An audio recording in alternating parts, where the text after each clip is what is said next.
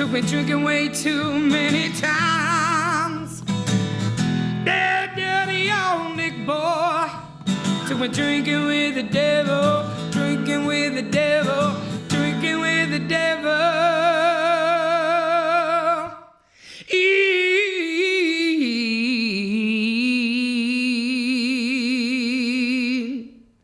Side. A 1, 2, a 1, 2, 3, 4.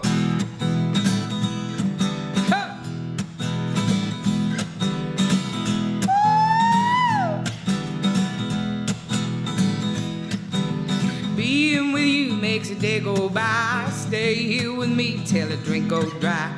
Don't leave me where my walls close in. I can't make it sober, can't rid of my sin. I said drink with the devil. Drink with the devil inside. Drink with the devil. Drink with the devil inside. Take me with you, can handle one more. Don't fill me with mean juice, then say no more. You who use and not the other way around. I'm lost in this madness, can't hear a sound with the devil. Drinking with the devil inside. I got high with the devil. Drinking with the devil inside. Come on and drink with the devil till you lose control. Drink with the devil till you can't feel no more. Yeah. Feel no more. Come on and drink with the devil till you're out of control. Drink with the devil till you can see no more. See no more. So I went down to the muddy waters, and I got down, Lord, on my knees, child. And I prayed to the Lord, yes, I prayed. I prayed good, oh, and I prayed hard.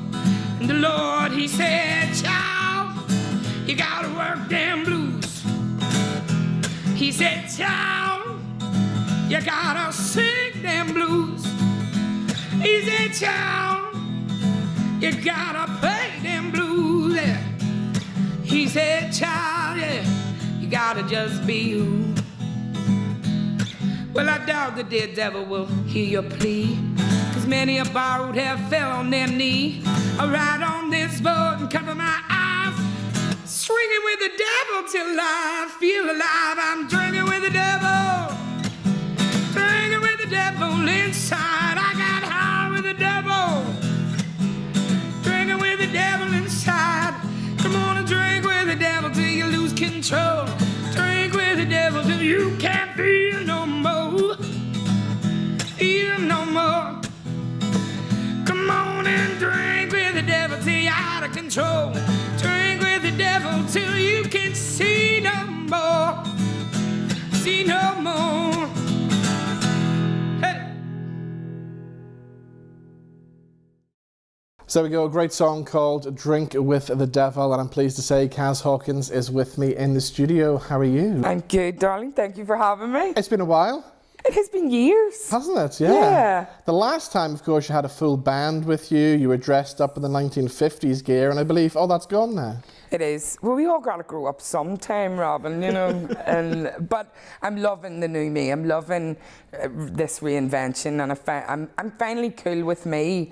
You know, it took me a long time to confront all my demons, as you know, but now I'm getting a good place. I feel comfortable in me, and I'm enjoying kind of dressing up more glamorous, and of course I'm blonde now. Everybody used to know me as grey. No, I'm going grey. I'm going grey. That's why I went blonde. It's out. And you're looking great as well. Are you on some kind of fitness regime? Well, I am. I have Northern Ireland's strongman Chris McNaughton. He is training me down at Inspire Gym in Larne. Right. And he's a maniac. Yeah. He said, I've only really just started, but I've lost 2 stone. I'm starting to get a bit more energy, you know, so because I was sick last year, and that was part of the reason why I ended the band, and I just had no energy, so I'm trying to get my health back again and head out on the road properly. And can we mention you're a granny now as well, aren't you? I am. Ramir is a darling. He's 3, and I get him, you know, for the weekends and overnights, and he's got the music bug. You know, I had him at the weekend, and he comes into my office and he goes, "Nanny, tune me," with his Minions guitar. Oh, wow. And he'd get on my piano and he'd be like, you know, he loves that. Yeah. So it's moving on, and of course his mummy is about to release her first single. Right. Because she's more urban R&B, and so she's excited about that too. So That's brilliant. It's good to watch that. So, of course, it's only in the last kind of 5 years that you've kind of really hit the big time and touring all over the place as well. I mean, it's obviously a dream come true for you. It's amazing. You know, I was that young girl who went through all this trauma, and to take myself away from the pain, I used to imagine myself on a stage and dressed up glamorous and singing these big power ballads, which of course I'm now doing. But I had to go through many things to get to this point, you know. And of course, when you put your music out there, and most of my songs are about me, and what has happened to me. And when you put them out there, it's a vulnerable thing to do. So I spent the last 5 years just crafting what I wanted to do on stage, and you know, I could take the band no more further. It was costing me a fortune. It's really hard for bands to tour now, so because I wanted to do this new show, then it was time to I was ready for it. I was ready. Before we come on, I was listening to the song Lipstick and Cocaine. Yes. Which, of course, was massive for you. And you never really imagined at that time how big that video was going to become even overnight. Remember that? I agree. A lot of people in press and media was saying, that song's never going to go anywhere. And I was like, right, okay. And even Stephen Mullen, who made the video, he says, you know, Kaz, nobody's going to play this song even. And I was like, well, what about Eric Clapton? He got a song with cocaine in it, and it tells the story of my addiction and getting free. What happened though, it wasn't even meant to be a music video. Stephen had filmed my 2 performances when I put out the new show. I actually released the album, Don't You Know? And he had filmed it and put it together, pieced it together. And when he sent me it, it was like 11 o'clock at night. And I just cried, and I went, I don't know if I want to put this out. So I put it up as a midnight upload, thinking that it would disappear into Facebook land. And lo and behold, when I woke up the next morning, there was like 30,000 views, and it kept rising and kept going. And then it became so much more, and now it's over 500,000 hits on Facebook, and it has thousands of messages from people around the world. It really has helped a lot of people, hasn't it? And it now belongs to them. Yeah. You know, it's about my life, and I still struggle to sing it on stage. You know, I still cry. I can now get to the point where the 3rd verse, and I'm singing about my mum coming to me when I'm lying on the floor down. And that's the part that I think I'll always struggle with. But then that's why people have connected with it, because I bore my soul in that performance, and still do. And people need to hear truth. They need to feel that pain that they're going through is okay to shed, you know. And I think that's what people have gotten most from it. And it really is proof, isn't it, that music can save your life? Well, that's always what I've been an advocate of, and it's kind of a cliche which has been oversaid, overdone, but it is true. Music is my destiny, and that is the reason that I think I was saved. You know, I've been through everything that you could possibly throw at one human being, and music, I had to hold on to music. When there was nothing else to hold on to, music was it. So, you know, for me, I go around the world now. I sing in prisons, to schools, and I tell the story of how I used music as a mental health tool. You don't really need to know music. I didn't know how to write a song. I had just written everything in words until I learnt a few chords on guitar. I'm still no better though. So taking you right back into your childhood, how did you discover music? Do you remember the first time you heard a song and you thought, my God, this is amazing? Well, you know, my daddy used to take me down to Chichester Street in the bar, haul me up on the bar, singing for pound notes. So I realised from an early age that, you know, you could be used for your music. And while it was fun and all, now I look back and that wasn't very good.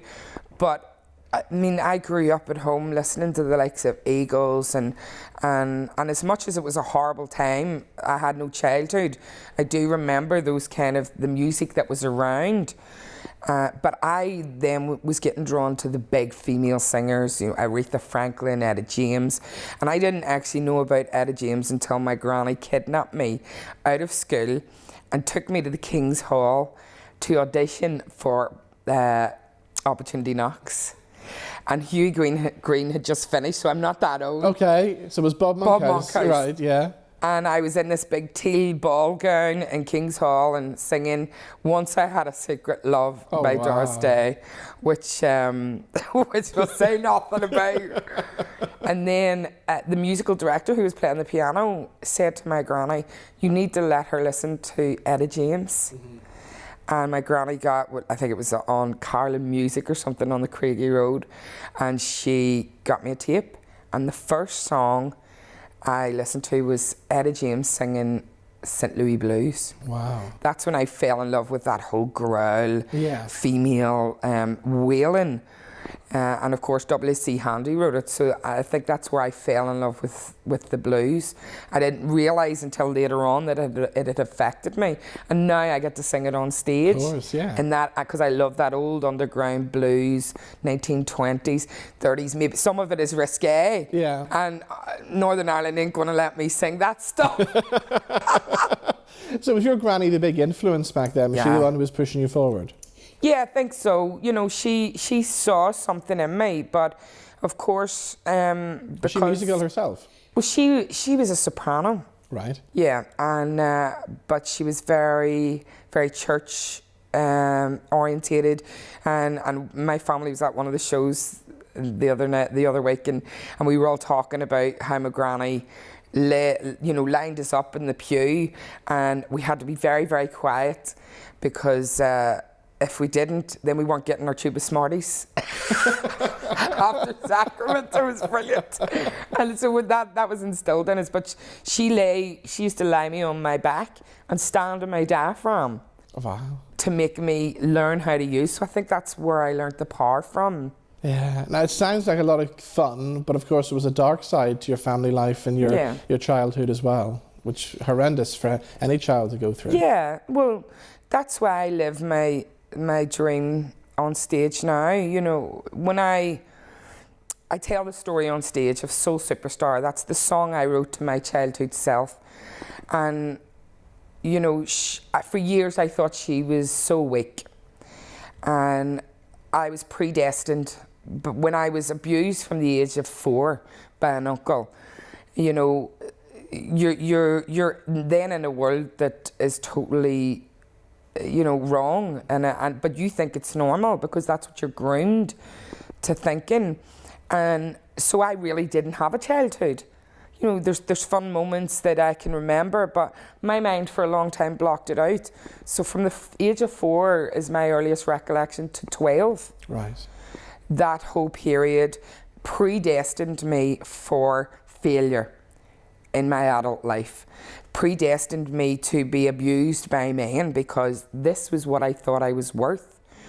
And when that's all you know, then you get yourself into lots of difficult situations, you attract the wrong people, you do the wrong things, and because of that led to me being addicted to cocaine, getting in a relationship where I was nearly beat to death and nearly died. I don't know, you know. You were left for dead. I was left for dead, you know, and that's what lipstick and cocaine is about. You know, the policeman coming to rescue me, and that was at a time when domestic violence was really only starting to be talked about. You know, in Northern Ireland we have this very hidden, closed doors, you know, twitching curtains aspect of us, but it was only really starting to come out. So the policeman physically carried me out of that house that day, and the doctor said to me, do you know what you've done to yourself? Because my ex had made me believe that everything was my fault because I had mental health problems, because I had been sexually abused as a child. And that's what happens with these abusers. They focus on your vulnerability. And of course, again, music was the thing that saved me. But that, now I sing to her and I tell the story. You know, I always thought she was weak. And now she's in my head and she has everything that she ever wanted when she was a kid. And I wrote Soul Superstar to let her know that she was the strongest person I have ever met, will ever meet, because now I live to tell the story and it helps others around the world. Even through those difficult periods in your life, growing up and stuff, you were still singing as well. You were singing in bands and things throughout Belfast, cover bands, and I think we had to make money. And I was in and out of relationships, and of course my children suffered too, and because of that. But it's singing in bands gave me what I now use on stage. You know, when you're singing to 4 people. Yeah. Or none even, and it's just the bar staff down in Armagh or whatever, or you've a packed bar and nobody's really listening to you and they want, you know, mad, crazy music they can dance to. All that teaches you the basic fundamental rules of performing on stage, and I now use that. You know, there's an actress in every performer, and I had to act from a very, very young age to protect everybody. I had to lie so many times. So now I use that as a positive, and I be theatrical on stage in this new show, and I dress up and I become that power ballad singer that I always wanted to be when I was a child. And at 45, it's never too late, because I feel like I've just been reborn. But when you're singing songs like Lipstick and Cocaine every night, it must bring back memories. It must make you relive those memories on stage. Of course it does, of course. And my partner David is very protective. I have a great support network now, you know, and what happens is when I take myself there, I'm almost stripping myself naked and giving myself to the audience. But the main thing I focus on to get me through it is that somebody, even if it's just one person in that audience, you hear it all the time, then that's the person I'm reaching out to.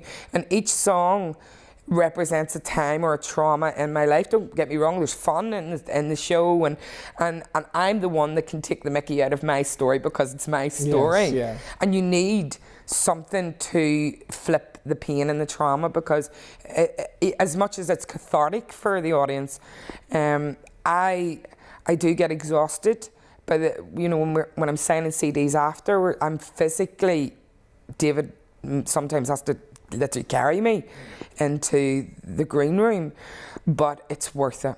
And what I do the next day, I focus on me and my achievements first of all, because if I don't function, this show won't function, and the story will be of no use to anybody. And what I do is, and then I disappear into myself, and David supports me, and I even if I just lie about the house and listen to music, or sometimes I just switch music off completely, but I really have to go to a space where I can cleanse myself. So it's mindfulness, and treat myself. So I'll always treat myself to something, even if it's something small. I'll be on eBay. That can become an addiction. I've got that personality, but it's a treat, you know, and because I deserve it. And that's the way I look at it now. So and David always says to me, you know, you're not an expensive partner. But you have to do that. And in order for me to be honest and truthful, then I really do have to strip everything back. And that is the hardest thing. You know, when I'm singing Lipstick and Cocaine, I can hear people in the audience crying. I can hear people sobbing. If I'm singing Surviving, which is about the abuse, I've actually dropped it at the minute because it's too hard for me to perform. Or if I'm singing about, you know, suicide, I can hear grown men, you know, crying, and that's the hardest part because I've no big sound. Sam York is on piano, and it's just me and him, so you hear every crack in the room, you hear every seat movement and every breath. I can feel, and I'm with them at that given time. I'm connected to the audience, and as I love it, and it's amazing. It's what I've always wanted, and I sing it, and this is me. It's all I ever wanted to do. And of course, you're supporting so many mental health charities as well, so you're hearing other people's stories as well all the time, aren't you? Yeah, of course. And, you know, Northern Ireland, the statistics are through the roof. And especially at the minute, men, this whole push for men, because it seems to be on every other day that we hear it, and Northern Ireland is such a small place. So I get really affected by it because in my heart, I want so much for those people who are fighting, for those people who are going through their own demons. I want them to understand that there is a way out. Don't go that way. Don't, you know, give up. And so I will do whatever it takes. Was there ever a time when you were going to give everything up? I did try. That's why I have tattoos now. I self-harmed from the age of 12. And this one, it nearly took me because, I had given up.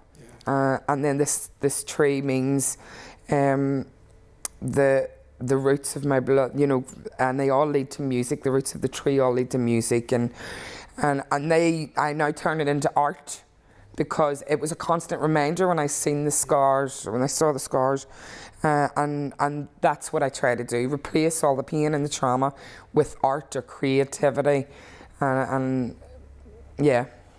What about your family? They must be very supportive now and happy about the way things have turned out. Well, you know, we're not perfect by no means, and my children suffered, and some of them haven't came to terms with it, but I can't function if I live in guilt, you know. But you know, for instance, I fell out with my daughter for 5 years nearly, and I wasn't there for my grandson being born, and that kills me.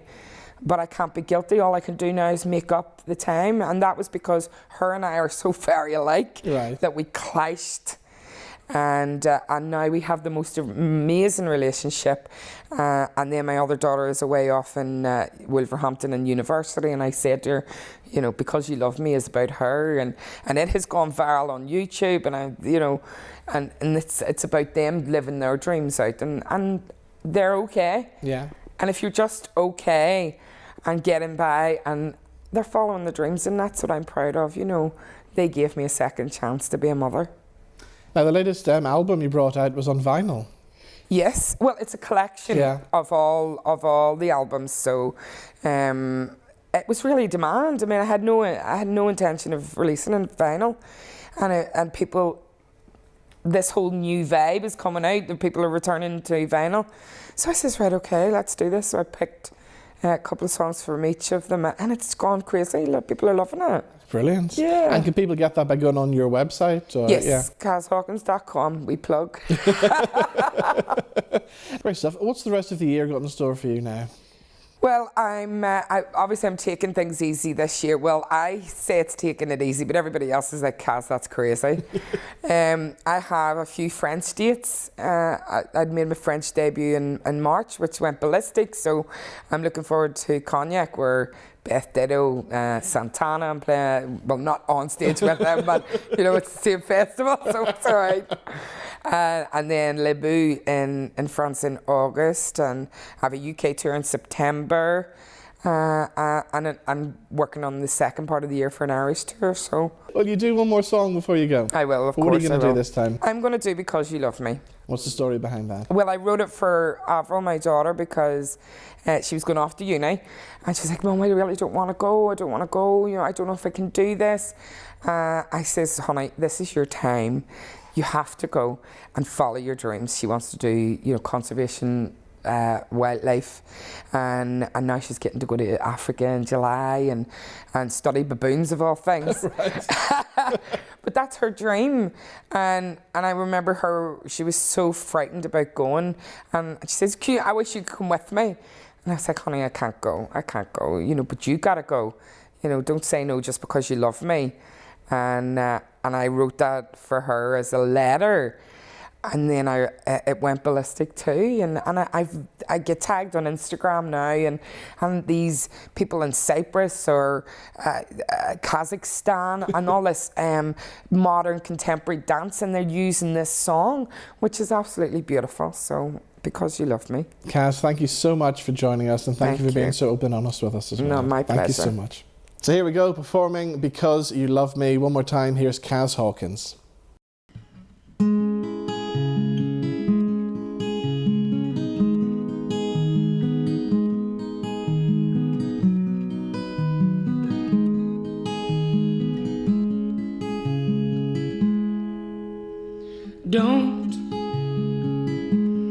Don't wait for me. I'm not going, 'cause I can't leave. I watched for years, your strength, your pride. You held the doors as life passed you by. Life just passed you by. Now I can tell you wanna go. Don't think of me, 'cause I can't go. You gotta take the highs with the lows. So don't wait for me. I'm not going, 'cause I can't leave. And don't you dare say no, just because you love me so. Take with you all the things you have. Just be yourself and don't be sad, 'cause there's bigger seeds to sow. Be beside you every step of the way. I'll hold you up when you go astray. Don't worry, it'll be okay. So don't wait for me. I'm not going, 'cause I can't leave. And don't you dare say no, just because you love me so.